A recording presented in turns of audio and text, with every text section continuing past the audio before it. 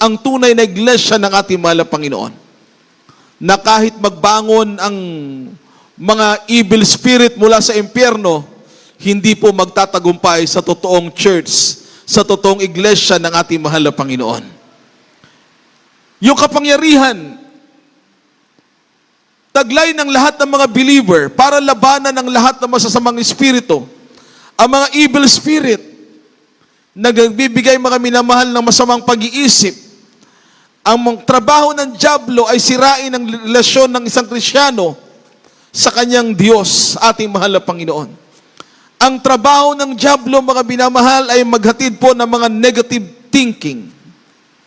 Hindi magagandang mga masasamang mga balita. Yan ang trabaho niya, mga minamahal. Kaya bilang believer tayo ng mahal na Panginoon, tayo po ay nasa true church. Nasa totoong gawain tayo ng ating mahal na Panginoon. Amen. Narito po ang lahat ng mga kapangyarihan, taglay ng mahal na Panginoon. Ibinuhos niya sa kanyang banal na iglesia. Dito binabago ang masasamang mga tao. Dito pinapagaling ang mga karamdamang wala ng pag-asang gagaling. Amen. Wala tayong pag-asa noong araw, ngunit narito na tayo ngayon. Ilang taon na po ang lumipas? 10 taon na? 20 taon na? 30 taon na? Yung iba nga po, mga minamahal, araw na lang ang bibilangin, mamamatay na. Pero nung kanilang makilala po ang mahal na Panginoon, nadugtungan po ang buhay. Ngayon, nasa church, nasa gawain ng mahal na Panginoon, pumapalakpak. Amen. Nakataas ang kamay, masaya po siya. Everybody shout, praise the Lord. Masaya po ba tayo, mga minamahal? Pinagpala po tayo ng mahal na Panginoon. Everybody shout, amen. Salamat po sa ating napakabait po na Diyos, ang ating pinakamahal na Panginoon. Gaano kamahal ng Diyos ang kanyang mga anak, ang kanyang iglesia. He gave His life for the church. Kaya nga, nung mga early times sa mga believer, bakit po lumago ang church nung panahon po na yon, maminamahal? Dahil sila po ay nagkaisa. When we say we love God and His church, maminamahal, we are all united in one spirit. Ibig sabihin po, nagkakaisa tayo, mga minamahal, sa lahat ng bagay para isulong ang gawain ng mahal na Panginoon, para magligtas ng maraming mga kaluluwa, sapagkat ito ang mahalagang gampanin ng true church sa ating panahon. Ang iglesia ng ating mahal na Panginoon ay hindi humihinto ng pagliligtas ng mga kaluluwa. Everybody shout, amen. Acts chapter 2, kindly. Verses 44 or 42 to 47 po. From the book of Acts, chapter 2, verse 42 to 47. And they continued steadfastly in the apostles' doctrine and fellowship, and in breaking of bread, and in prayers. And fear came upon every soul, and many wonders and signs were done by the apostles. And all that believed were together, and had all things common, and sold their possessions and goods, and parted them to all men, as every man had need. And they continuing daily with one accord in the temple, and breaking bread from house to house, did eat their meat with gladness and singleness of heart. 47. Praising God, and having before all the people, and the Lord added to the church daily such as should be saved. Amen. Praise the Lord, amen. Basahin po natin. Dito po sa mga gawa, ang kabanatay 2 at ang talatay 42 hanggang 45, ito po sinasabi. At sila'y nagsipanatiling matibay sa turo ng mga apostol at sa mapagsasama-sama at pagpuputol-putol ng tinapay at sa mga pananalangin. At ang takot ay dumating sa bawat kaluluwa at ginawa ang maraming kababalaghan at tanda sa pamamagitan ng mga apostol. At ang lahat ng mga nagsisampalataya ay nagkakatipon at lahat nilang paghahari ay sa kalahatan. At ipinabili nila sa kanilang at pinagbili nila sa kanilang mga pag-aari at kayamanan at ipinamahagi sa lahat ayon sa pangangailangan ng bawat isa. 46. At araw-araw sila'y nagsisipanatiling matibay sa pagkakaisa sa templo at sa pagpuputol-putol ng tinapay sa bahay-bahay at nagsisikain sila sa kanilang pagkain na may galak at may katapatan ng puso. 47. Na nagpupuri sa Diyos at nagtatatamo ng panglingap ng buong bayan at idinaragdag sa kanila ng Panginoon araw-araw yaong nangaliligtas. Amen. Natin magsabi ng malakas na praise the Lord. Everybody shout, Amen. Maminamahal, kung meron tayong kinakaharap ngayon ng mga trials, sa panahon po ng mga disciples, ganun din po ang kanilang kinaharap. Iba-iba lang po mga minamahal ang sitwasyon. Pero sa kabila po ng kahirapan, sa kabila po ng mga pagsubok na yon, ang sabi na atin nabasa kanina, sila po ay nagsipanatiling matibay sa pagpuputol-putol ng tinapay. Amen. Ang sabi po rito ng salita ng dakilang Diyos, nasusundan po ba natin? At sila ay nagsipanatiling matibay sa turo ng mga apostol at sa pagsasama-sama. So mahalaga po yung teachings. Everybody shout, Amen. Kaya pag meron pong nangangaral ng salita na mahal na Panginoon, unawain po natin ito. Minsan ang salita ng Diyos, itutuwid tayo. Amen. Sino dito nakaranas ng na-rebuke? Di ba mga minamahal, simula, masaktan ka. Pag ikaw ay na-rebuke. Pero pag na-realize natin, itinutuwid lamang tayo ng salita ng mahal na Panginoon. Dapat huwag tayong magtatampo. Dapat magpasalamat pa tayo sa mahal na Panginoon. Di po ba mga minamahal? Ang gaan po ng puso natin pag yung salita ng mahal na Panginoon, tanggap na tanggap po natin ang pagtutuwid sapagkat dyan tayo imomold ng mahal na Panginoon para tayo po ay mag-grow spiritually bilang isang mga mananampalataya ng ating dakilang Diyos. Ang sabi po rito mga minamahal, sa pagputol-putol ng tinapay at sa mga pananalangin. At ang takot, ito na po, maminamahal. At ang takot ay dumating sa bawat kaluluwa. So lumago po yung church nung panahon nila dahil dumating po yung takot sa lahat ng believer. Amen. When we say we fear God, pag meron kang takot sa mahal na Panginoon, lumalayo ka sa lahat ng gawa ng kasalanan, lahat ng gawa ng masama. Ano man yan, mga minamahal? Sapagat ang mahal na Panginoon, He never tolerates sin. Maliit o malaking kasalanan, kasalanan pa rin yan. Amen. Everybody shout, praise the Lord. We are guided by the Holy Spirit po. Itinuro ng ating beloved honorable parents in the Lord, maminamahal, napakahalaga ang salita ng Diyos sa buhay natin.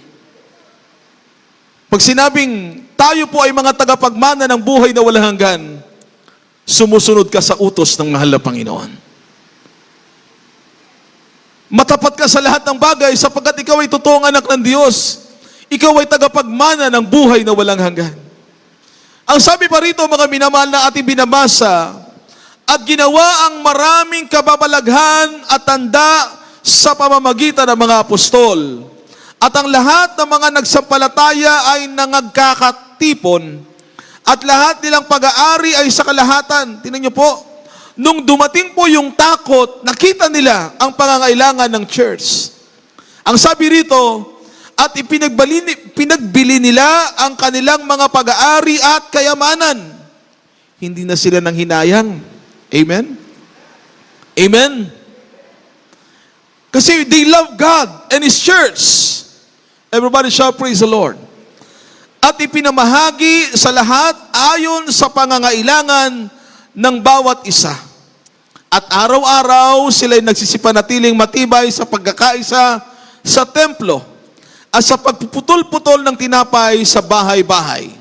At nagsisikain sila ng kanilang pagkain na may galak at may katapatan ng puso at nangagpupuri sa Diyos.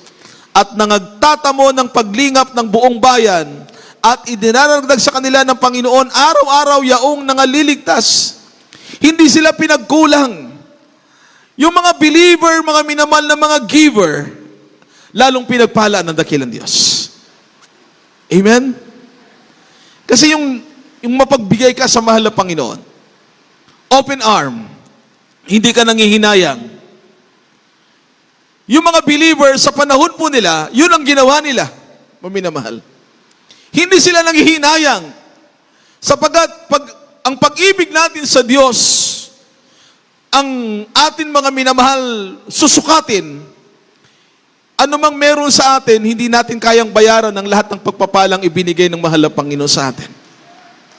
Palakpakan natin lahat ang mahal na Panginoon. Amen? Kaya nga, ipinagbili na po nila. Sabi po diyan, ipinagbili po nila ang lahat ng meron sa kanila. Ang lahat ng resources nila, ginamit nila upang mapalaganap ang salita ng mahal na Panginoon. Sabi po diyan, ang ating nabasa, ang dakilang Diyos ang nagligtas, nagdaragdag ng mga kaluluwa. Araw-araw po yan, mga minamahal. Kaya sa panahon po nila, ang mga believer, dumami po sila ng dumami. Sa panahon po natin ngayon, we are in harvest time. Nasa panahon po tayo ng pag-ani.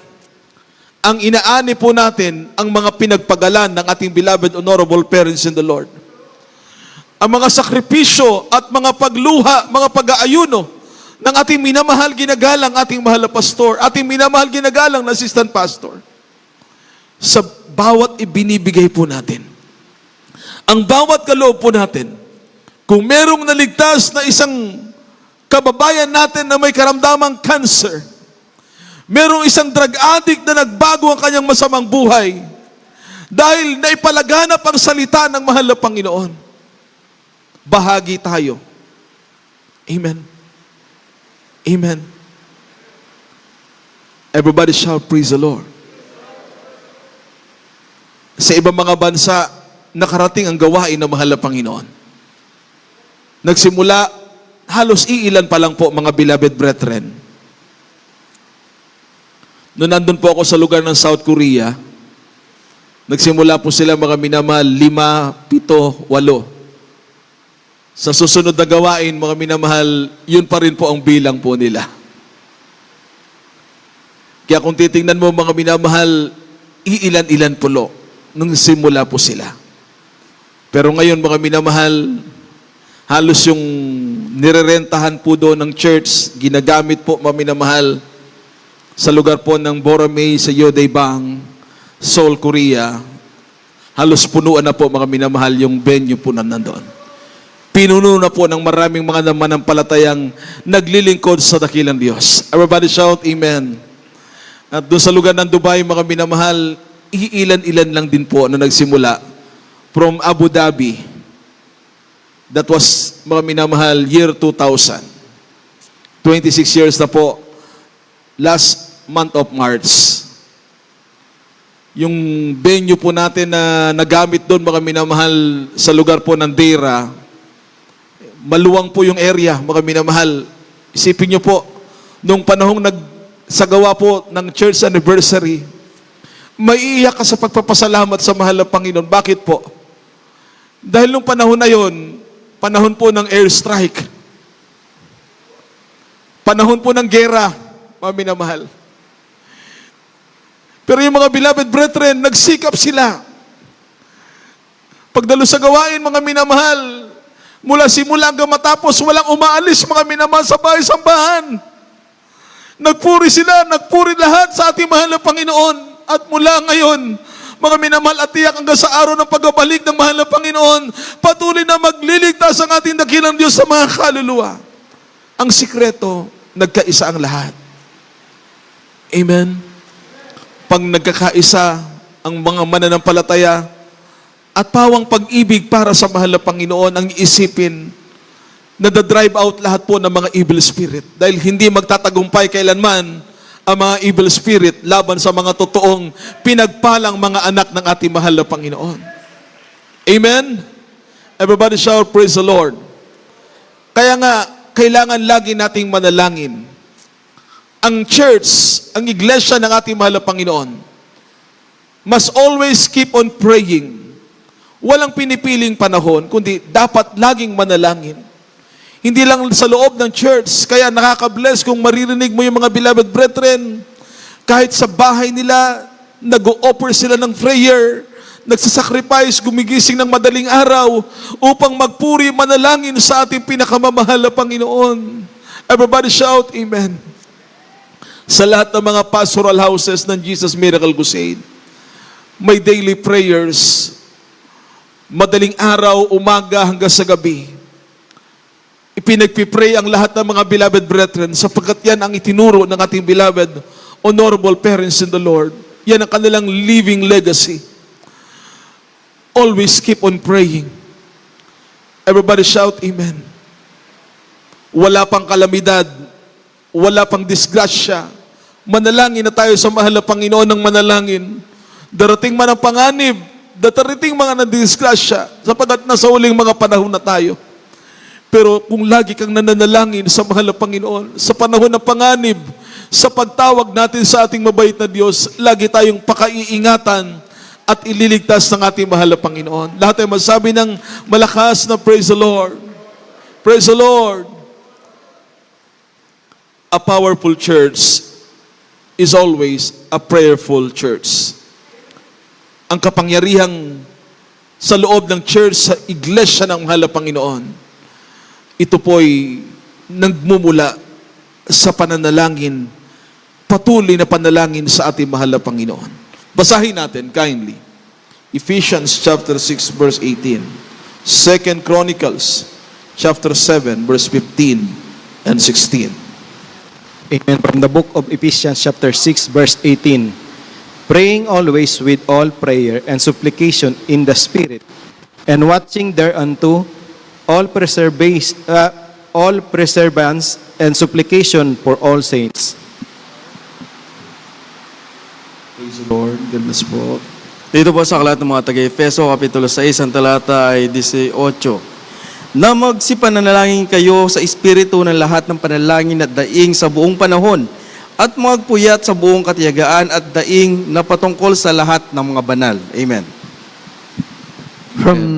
From the book of 2 Chronicles, chapter 7, verse 15 and 16. Now mine eyes shall be open, and mine ears attend unto the prayer that is made in this place. 16. For now have I chosen and sanctified this house, that my name may be there forever, and mine eyes and mine heart shall be there perpetually. Amen. Dito po sa ikalawang Kronika, ang kabanata ay 7, at ang talata ay 15 at 16. Ito po sinasabi, Ngayoy, ang aking mga mata ay didilat, at ang aking pakinig ay makikinig sa dalangin na gagawin sa dakong ito. Sapagkat ngayon ay aking pinili at itinalaga ang bahay na ito upang ang aking pangalan ay dumuon magpakailanman, at ang aking mga mata at ang aking puso ay duroong palagi. Amen. Lahat ay magsabi ng malakas na praise the Lord. Lahat ay magsabi ng malakas na Amen. When you are lonely, pray. Pag nalulungkot ka, manalangin ka sa mahal na Panginoon. When you are totally discouraged, pray. Amen. When you have big problems, pray. Ang sabi po ng salita ng mahal na Panginoon, always pray and pray. Dahil pag nananalangin ka sa mahal na Panginoon, sa pagluha, sa pagsamo ng mga anak ng mahal na Panginoon, nahihipo ang puso ng ating mahal na Panginoon. Kaya ramdam natin ang ating mga panalangin, dinirinig tayo ng mahal na Panginoon. Pag nanalangin ka sa mahal na Panginoon, umiiyak ka sa presensya ng mahal na Panginoon. Sino po tayo?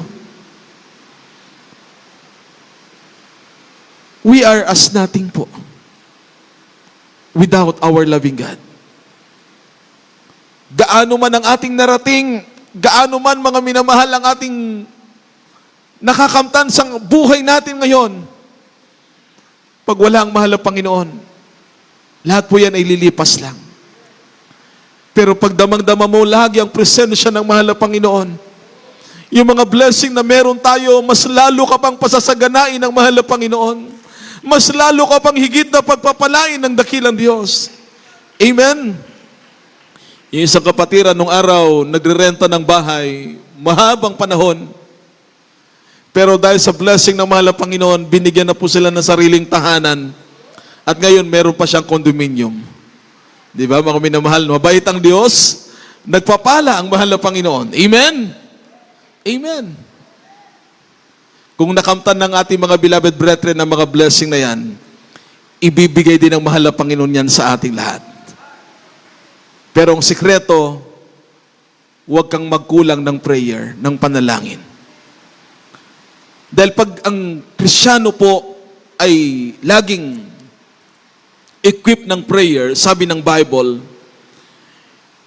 ang salita ng dakilang Diyos nagsasabi, sa tahanan ng mahal na Panginoon, nabasa natin kanina, talatang 15 at 16, Ikalawang Kronika, Kabanatang 7, ngayon ang aking mga mata ay didilat, at ang aking pakinig ay makikinig sa dalangin na gagawin sa dakong ito. Kaya napakahalaga pala na ang church ay equipped ng prayer. Nakatingin ng mahal na Panginoon, nakamasid ang mahal na Panginoon sa bawat mga panalangin na ating gagawin. Kaya mahalaga po na lagi tayong nasa fellowship. Mahalaga mga minamahal na lagi tayong nauuhaw sa presensya ng ating mahal na Panginoon. Amen? Kahit may kahirapan, kahit may pagsubok, mas the more lalalo po tayong magpakainit sa mahal na Panginoon. Mas lalo po nating dapat isigaw, salamat mahal na Panginoon. Purihin ang dakilang pangalan ng ating mahal na Panginoon. Everybody shout, praise the Lord. Sapagkat ngayon ay aking pinili at itinalaga ang bahay na ito upang ang aking pangalan ay dumuon magpakailanman at ang aking mga mata at ang aking mga aking puso ay duroong palagi. Kaya pala mga minamahal, pag ikaw ay talagang iibig sa mahal na Panginoon, you love the Lord more than anything else. Isang patuto ng kapatiran, dahil narinig niyang maraming pinagpala, ang sabi ng beloved brethren, mahal na Panginoon, kahit hindi mo na ako pagpalain. Tingnan niyo po gawin prayer, mahal na Panginoon, kahit hindi mo na po ako pagpalain. Ang mahalaga sa akin yung kaligtasan at buhay na walang hanggan. Amen? Pero ang mahal na Panginoon, He is the author of blessing. Kung ano ang itatanim natin, yun ang tiyak na aanihin po natin. Kaya kung anong natatanggap natin ngayon na blessing na mula sa mahal na Diyos, yan po ay bunga lamang ng ating katapatan, ang ating pagsisikap na maglingkod sa mahal na Panginoon. Maraming kapatiran nagsimulang umiiyak, mahal na Panginoon, wala na naman kaming pamasahe. Pag-uwi, wala na naman kami isasaing. Pero nagtiis lang po. Naging mapagpasalamat sa mahal na Panginoon. Hindi nagrereklamo. Amen? Amen. Kasi pag reklamador naman, mahirap naman yan. Dapat ang believer ng mahal na Panginoon, when we say we love God, thankful tayo sa lahat ng bagay na nagmumula sa mahal na Panginoon. Amen. Yan kasi pag nakita ng mahal na Panginoon, mapagpasalamat po tayo. At sa lahat ng bagay, pag mahal mo ang mahal na Panginoon, magniningning yung kaluwalhatian ng Diyos sa iyong araw-araw na buhay. Pag mayroon na mabigat na problema, pagsubok, mahal na Panginoon, salamat pa rin. Sapagat pagkatapos ng pagsubok, tiyak, darating ang pagpapala na ipinangako ng ating pinakamamahal na Panginoon. Kaya sa mga anak ng dakilang Diyos, we love God and His church. We are fellow believers. Magmahalan tayo gaya ng pagmamahal ng Diyos sa atin. Let us pray for one another. Let us love one another and care for one another. Saan man tayo naroon sa mga oras na ito, pagningasin natin sa puso natin ang pag-ibig natin sa mahal na Panginoon. Upang ang ministeryong ipinagkatiwala ng dakilang Diyos ay matapos natin ng buong kagalakan ang pagkatawag ng mahal na Panginoon sa atin. Upang tayo po'y maging anak ng dakilang Diyos at magmana ng buhay na walang hanggan. Salamat sa mahal na Panginoon. Lahat ng mga nagagalak, sumigaw ng malakas na praise the Lord. Huling 2 talata po, kaya hindi basahin natin at maghanda na rin po ang ating mga magpapaawit. 1 Thessalonians chapter 3 verse 12 and 13, Acts chapter 20 verse 24. Amen. Praise the Lord. From the book of 1 Thessalonians, chapter 3 verses 12 to 13. And the Lord make you increase and abound in love one toward another, and toward all men, even as we do toward you, to the end He may establish your hearts unblameable in holiness before God, even our Father, at the coming of our Lord Jesus Christ with all His saints. Praise the Lord. God bless you po, beloved Brother Ace, beloved Brother Rudyard. Dito po sa aklat mga unang Tesalonica, Kapitulo 3, ang talata po ay 12 hanggang 13. At kayo'y palaguin at pasaganain ng Panginoon sa pag-ibig sa isa't isa at sa lahat ng mga tao na gaya naman ng amin sa inyo, upang patibayin niya ang inyong mga puso na walang maipipintas sa kabanalan sa harapan ng ating Diyos at Ama, sa pagparito ng ating Panginoong Yesus na kasama ang kanyang lahat ng mga banal. Amen. Amen. Praise the Lord. From the book of Acts chapter 20 verse 24. But none of these things move me, neither count I my life dear unto myself, so that I might finish my course with joy and the ministry which I have received of the Lord Jesus, to testify the gospel of the grace of God. Amen. Dito po sa gawa, ang kabanata ay 20 at ang talata ay 24. Ito po sinasabi, datapwat hindi ko minamahal ang aking buhay na waring sa akin ay malaga.